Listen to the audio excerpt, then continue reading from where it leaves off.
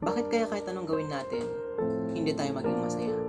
Nagtatrabaho na tayo ng weekdays, weekends, minsan nag-overtime pa. Pero bakit parang kulang pa rin?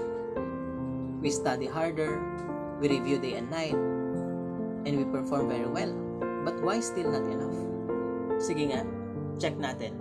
Sa lahat ng mga life goals mo, ang mga plano mo sa buhay, sa lahat ng yan, nasan si Lord?